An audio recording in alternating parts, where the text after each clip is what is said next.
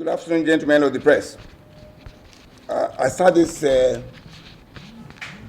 interactive session and the press conference with a congratulatory message to the PDP chapter of the press corps. I'm aware you had your elections yesterday, and of course, typical of what PDP gives, our association with you has rubbed off on you, and we're very grateful for that.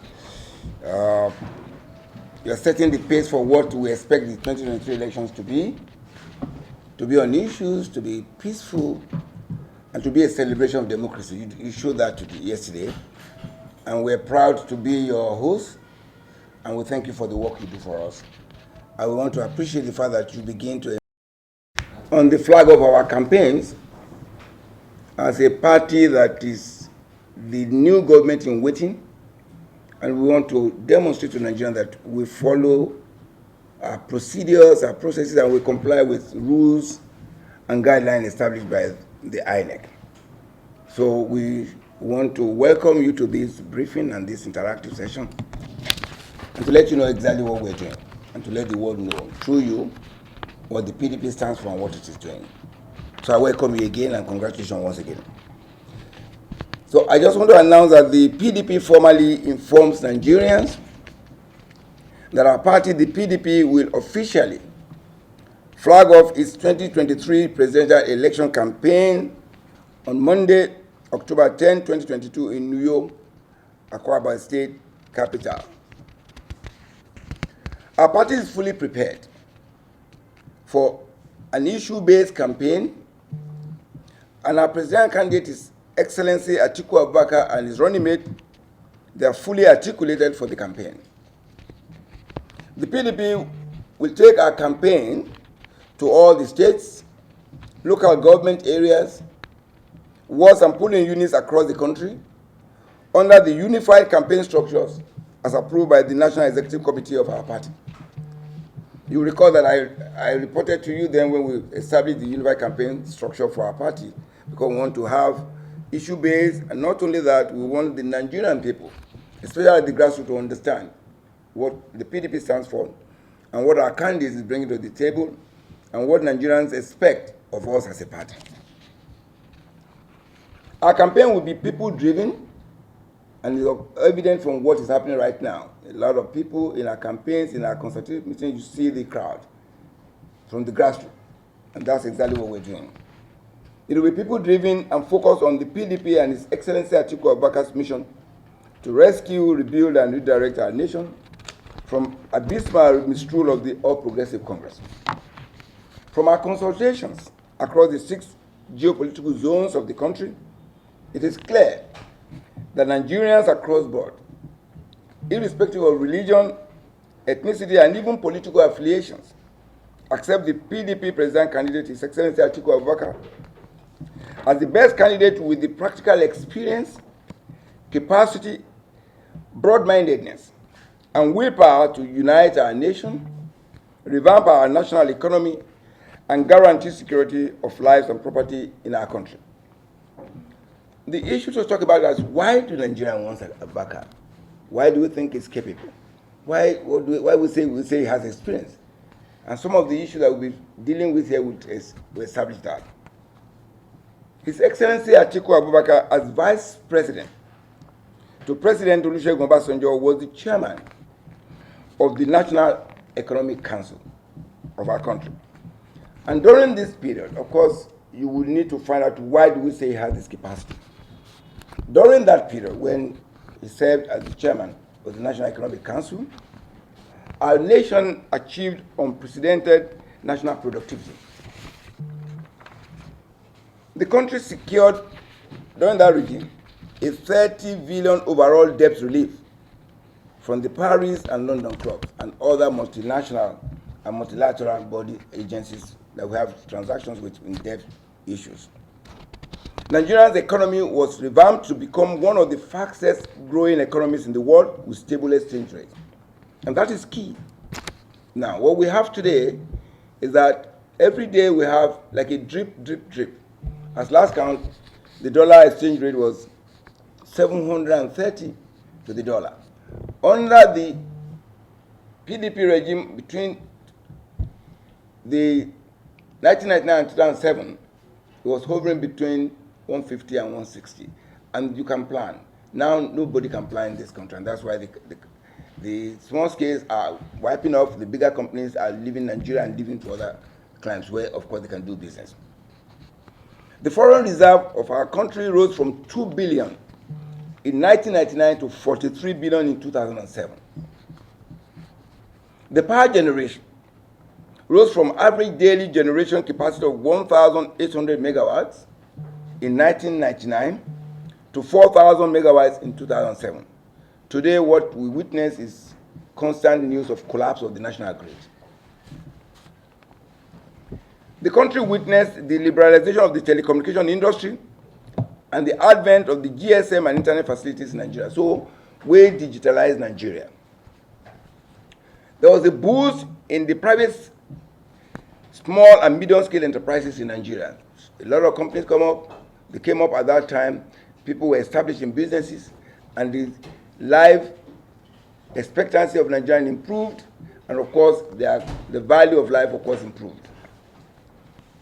There were more Nigerians open investment in sectors hitherto controlled by foreigners, including the downstream and upstream petroleum sectors. Owing to the conducive economic environment, there was increase in foreign direct investment, and more Nigerians in diaspora returned to establish businesses in the country.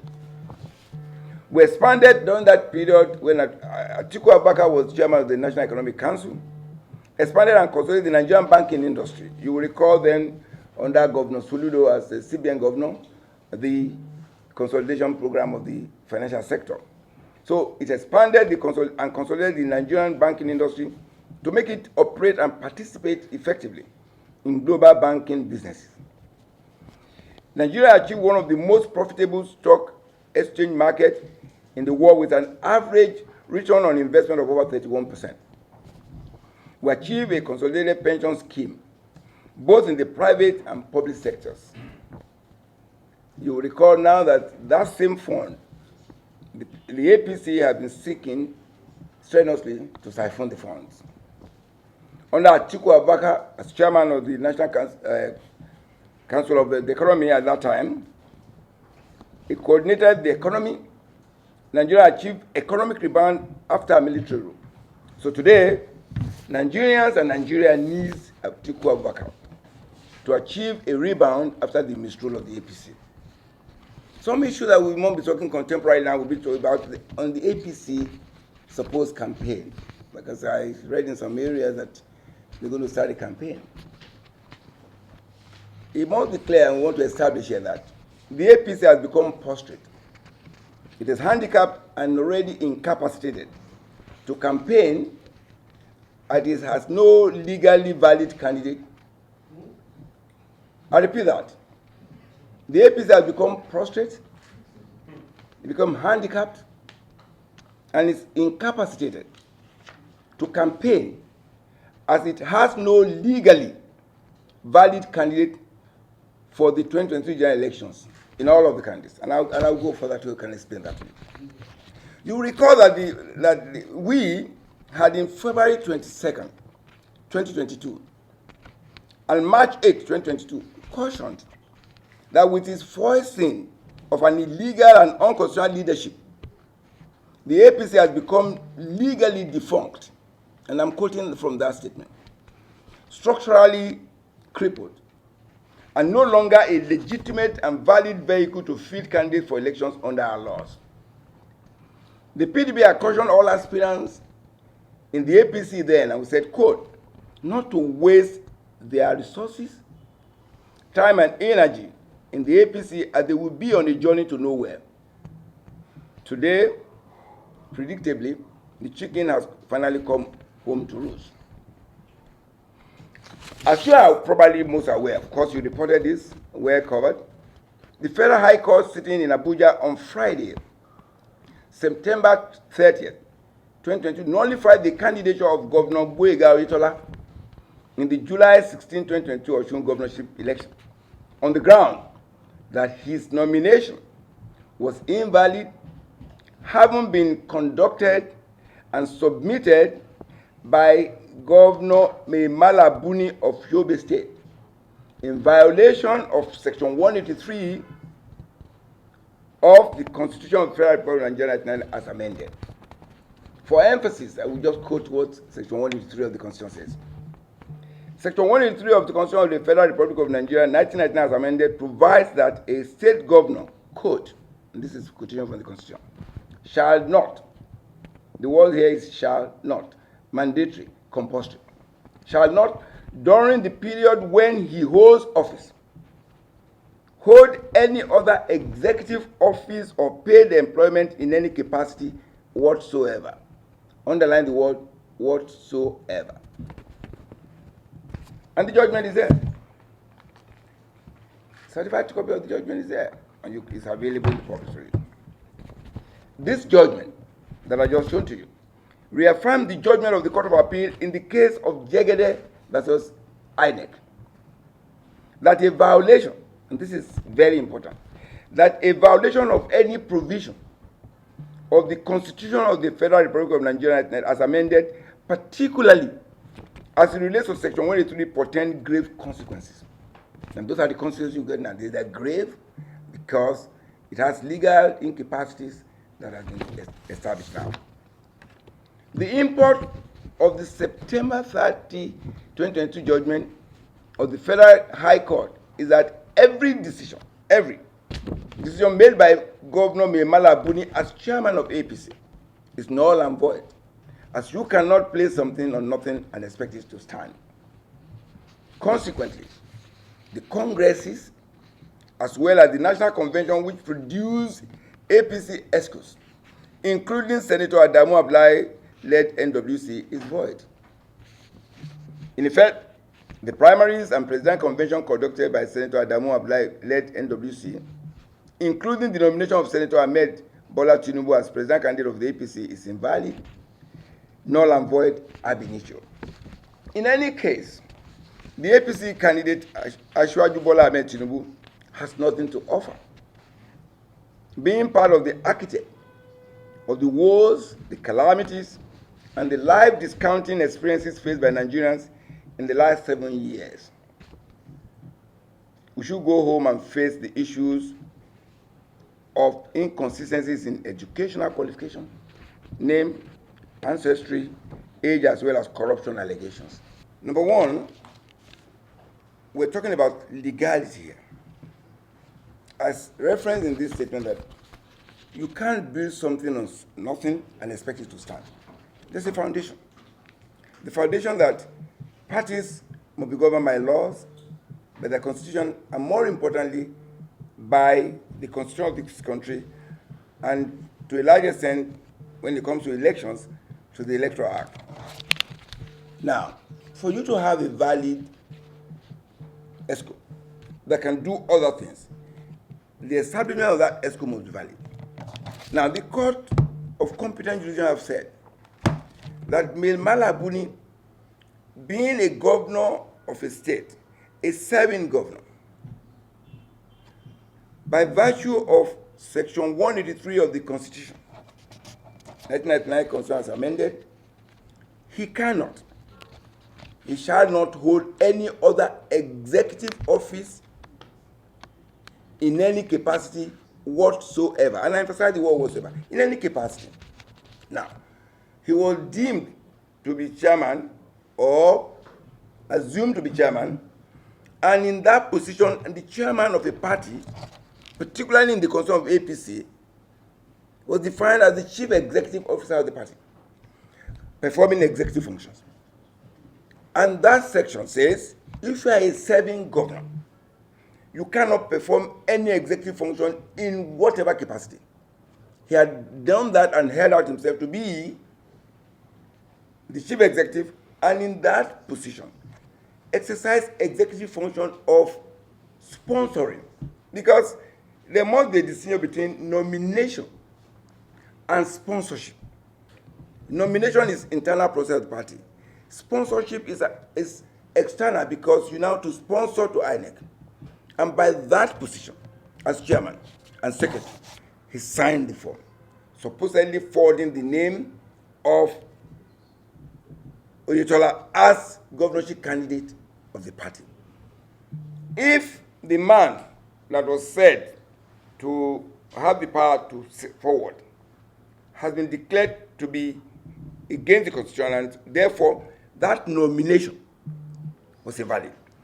Now, by extension, he conducted congresses in some state chapters. You know, at a point we have 2 chairmen, like 72 chairmen under the APC. You recall that? That was the result of that illegality.